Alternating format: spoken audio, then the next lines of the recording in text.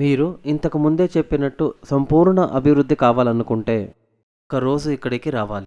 వచ్చిన తర్వాత ఇక్కడ జరిగేటువంటి పూజలను చూడండి.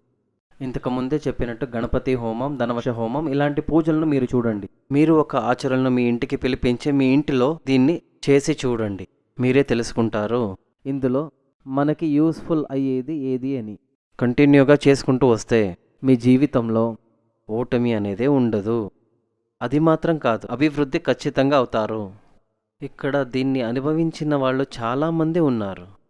ఆచార్యులు కాకుండా ఇక్కడికి వచ్చి చాలా ఏండ్ల నుంచి పూజలు చేస్తున్నటువంటి భక్తులు, వాళ్ళతో కలిసి మాట్లాడి చూడండి. వాళ్ళు తమ ఒక అనుభవాన్ని చెప్తారు. అందరూ మనం జీవితంలో ముందుకు రావాలి అనే లక్ష్యం ఉంటుంది కదా.